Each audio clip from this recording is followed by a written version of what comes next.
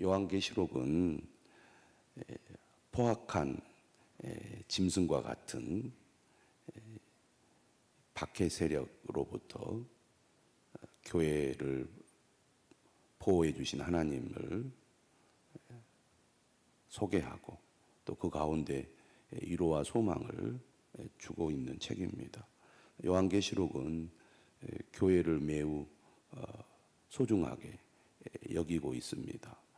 요한계시록 자체가 7교회에 보낸 사도 요한의 편지죠. 포악한 짐승의 무자비한 탄압과 또 죽임으로 인하여 교회가 완전히 찢기고 망할 수밖에 없는 그런 환경 속에서 두려움과 불안 가운데 있는 성도들에게 또 그들의 미혹에 유혹을 받는 성도들에게 하나님은 살아계시고 또 하나님은 통치자시며 하나님은 심판자로서 저 포악한 짐승들을 반드시 심판하실 것이다. 그리고 주님의 교회를 반드시 보호해 주실 것이다. 이 약속을 하고 있습니다. 요한계시록 17장 말씀은 일곱째 대접 재앙이 임하고 그 확장선에서 17장과 18장은 일곱 대접을 가진 일곱 천사 중 하나가 그 이야기를 진행을 하고 있습니다. 오늘 본문 1절에 보면 그 일곱 번째 천사가 요한에게 이렇게 얘기하죠. 이리로 오라. 많은 물 위에 앉은 큰 음녀가 받을 심판을 내게 보이리라. 오늘 본문에 보면 음녀가 나옵니다. 큰 음녀. 근데 이 큰 음녀가 누구인가? 5절에 보니까 그의 이마에 이름이 기록되었으니 비밀이라 큰 바벨론이라 땅의 음녀들과 가정한 것들의 엄이라 이렇게 설명을 하고 있는 것을 볼 때 큰 음녀는 큰 바벨론을 가리키는 것을 알 수가 있습니다. 바벨론이 누군가? 우리가 어제 본문에도 나와 있듯이 이 큰 성 바벨론은 하나님을 대적하는 제국의 대표라고 할 수가 있겠죠. 바벨론 하면 우리가 구약 성경에서 알 수 있듯이 하나님의 성전을 무너뜨린 민족입니다. 그 민족의 수도 대표라고 할 수 있겠죠. 큰 성 바벨론. 그런데 지금 이 사도 요한이 편지를 쓸 당시에 큰 성 바벨론은 바로 로마 제국을 가리킨다고 할 수 있겠죠. 이 로마 제국이 예루살렘 성전을 또 파괴하지 않았습니까? 구약 시대에 바벨론이 예루살렘 성전을 파괴시켰듯이 로마 제국이 이스라엘의 성전을 또 파괴시켰습니다. 그래서 이 큰 바벨론이 큰 음녀인데 왜 음녀라고 이렇게 표현을 하고 있는가? 한마디로 말하면 이 로마 제국, 이 거대한 이 하나님을 대적하는 세력이 스스로 하나님의 자리에 올라서 사람들로 하여금 하나님이 아니라 황제를 섬기도록, 황제를 신으로 섬기도록 우상 숭배를 강요하기 때문에 큰 음녀다 이렇게 표현을 하고 있는 것입니다. 그래서 22절에 보면 땅의 임금들도 그와 더불어 음행하였고 땅에 사는 자들도 그 음행의 포도주에 취하였다 하고 로마 제국의 황제가 신이 되어서 사람들로 하여금 로마 황제를 숭배하게 했을 뿐만 아니라 로마 황제의 그 막강한 영향력 아래 경제 활동을 하고 거기에서 그들이 로마 제국에 그리고 로마 황제에 복종하며 살아가게 되었다는 얘기입니다. 이런 환경 속에서 예수 그리스도를 믿는 그리스도인들은 믿음을 지키기가 매우 어려울 수밖에 없었던 거죠. 박해가 불가피할 수밖에 없었을 것입니다. 3절입니다. 곧 성령으로 나를 데리고 광야로 가니라. 내가 보니 여자가 붉은빛 짐승을 탔는데 그 짐승의 몸에 하나님을 모독하는 이름들이 가득하고 7머리와 10뿔이 있으며, 이 붉은빛 짐승은 우리가 앞에서 나온 첫 번째 짐승을 가리킵니다. 이 첫 번째 짐승은 이제 로마 제국의 권력과 또 로마 황제를 가리킨다고 하겠습니다. 그러니까 이 로마라는 이 거대한 도시와 나라가 이 로마 황제에 의해서 통치가 되고 있는 것이죠. 막강한 힘과 권력을 가지고 짐승처럼 그 포악성을 드러내면서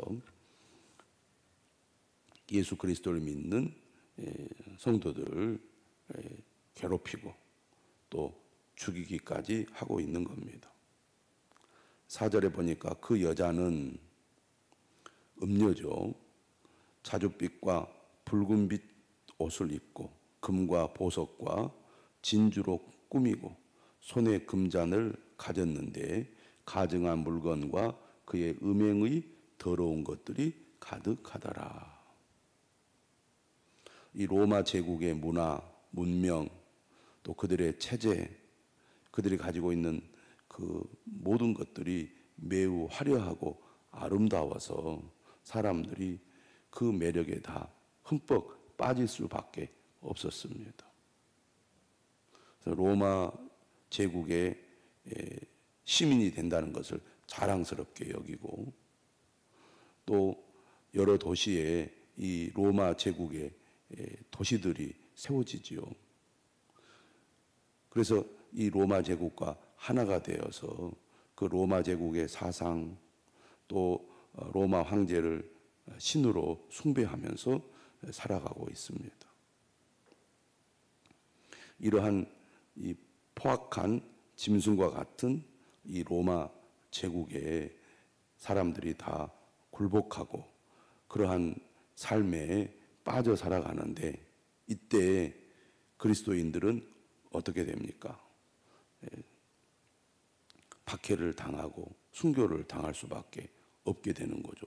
로마 황제가 신이 아니라 오직 하나님만이 참된 신이며 예수 그리스도만이 우리의 구원자라고 믿고 따르는 사람들은 박해를 받을 수밖에 없었습니다. 그래서 6절에 이렇게 말하죠. 또 내가 보매 이 여자가 성도들의 피와 예수의 증인들의 피에 취한지라. 이 포악한 짐승과 같은 로마 제국, 이 음녀가 성도들의 피와 예수의 증인들의 피에 취해 있습니다. 수많은 사람들이, 그리스도인들이 로마 제국의 박해 아래 목숨을 잃게 되었다는 얘기입니다.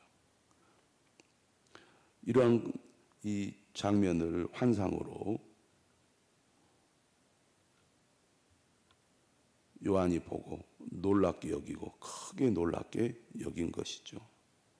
이 로마 제국의 그 포악한 이 착취와 지배 아래 많은 성도들이 이렇게 목숨을 잃고 있고 또 잃게 되는구나 라는 것을 그가 보았기 때문이죠.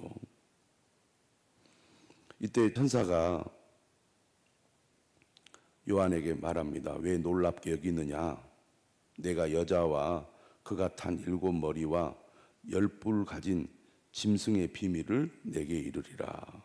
로마 제국의 권력 또는 로마 황제에 대해서 얘기하겠다는 것입니다. 8절에 보면 내가 본 짐승은 전에 있었다가 지금은 없으나 장차 무적행으로부터 올라와 멸망으로 들어갈 자니, 결국은 이러한 이 막강한 힘을 가진 이 포악한 짐승과 같은 권력자 또 황제들은 결국은 하나님의 심판을 받아 멸망하게 될 거라는 것입니다. 비록 지금은 대단한 힘을 가지고 권력을 쥐고 또 많은 사람들을 지배하지만 그것이 영원하지 않다는 것이죠. 그동안 수많은 이 제국의 권력자들이 등장을 했다가 사라지고 또 등장을 했다가 사라지고 이게 반복되는 가운데 막강한 힘을 가지고 사람들을 지배해 오지 않았습니까? 하지만 그들의 그 권력, 그들의 힘이 영원하지 않다고 말합니다. 땅에 사는 자들로서 창세 이후로 그 이름이 생명책에 기록되지 못한 자들이 이전에 있었다가 지금은 없으나 장차 나올 짐승을 보고 놀랍게 여기리라. 이러한 막강한 권력 아래 사는 세상 사람들은 장차 나올 짐승, 적그리스도도요. 어떻게 보면 지금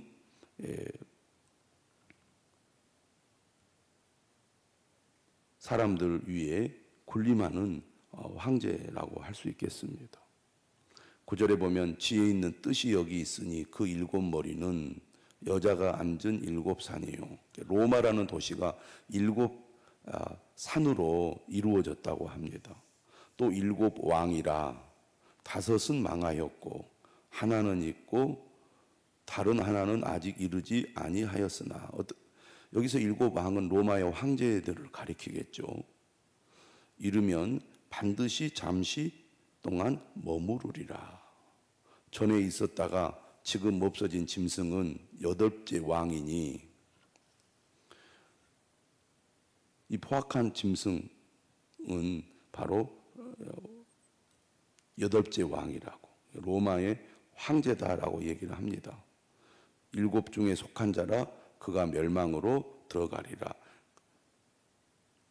강력한 힘을 가진 권력자지만 그 역시 멸망을 받게 될 거라는 얘기입니다.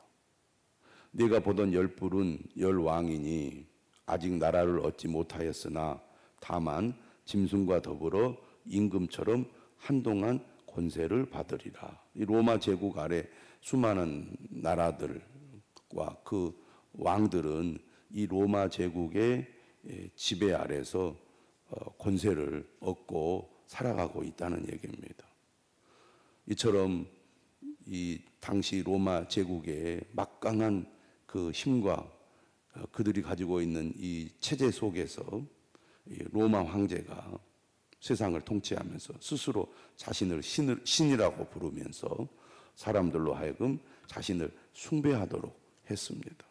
그런 가운데 예수 그리스도를 믿는 성도들은 수많은 고난을 당할 수밖에 없었던 것이죠.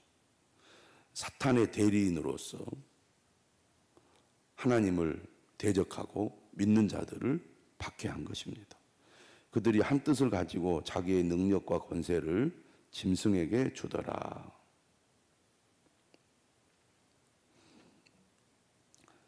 로마 제국 아래 수많은 왕들이 로마 황제를 적극 지지하고 또 그들에게 힘을 실어 주어서 그와 더불어 하나님을 대적하게 된다는 얘기입니다. 그들이 어린 양과 더불어 싸우려니와 어린 양은 만주의 주시요 만왕의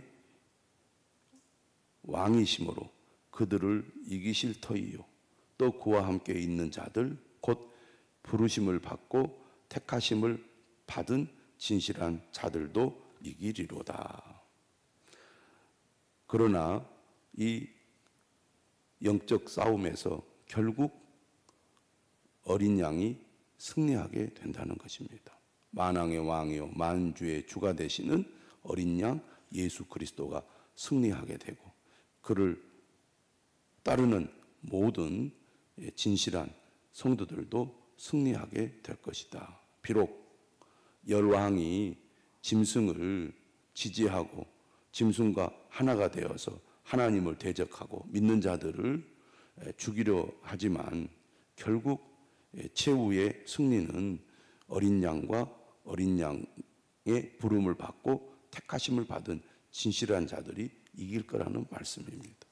이 세상의 그 어떤 권력도 그 어떤 그 힘을 가진 자들도 영원하지 않다는 것입니다.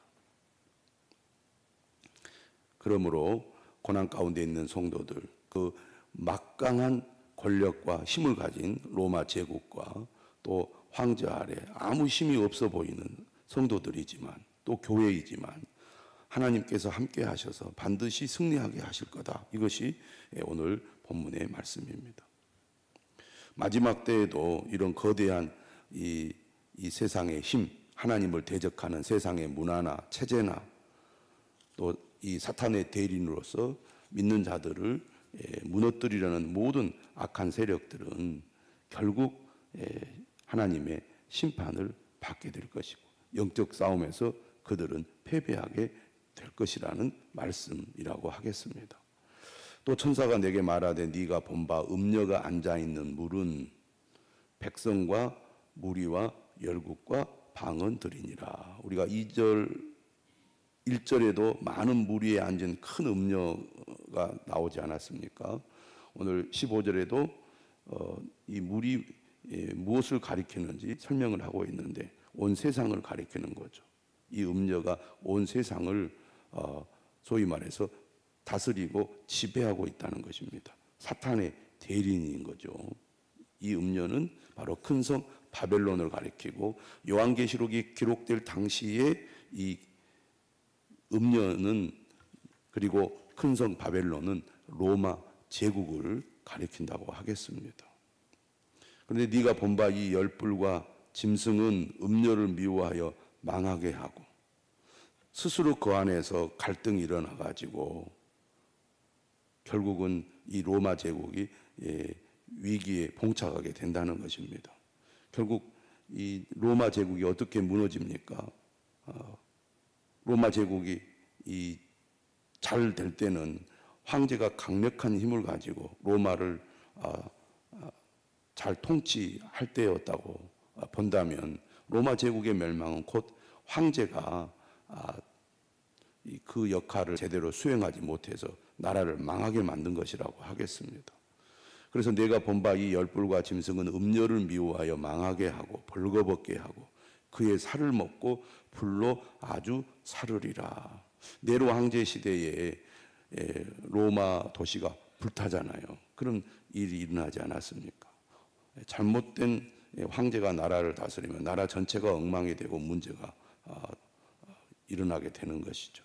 이는 하나님이 자기 뜻대로 할 마음을 그들에게 주사 한 뜻을 이루게 하시고 그들의 나라를 그 짐승에게 주게 하시되 하나님의 말씀이 응하게까지 하심이라.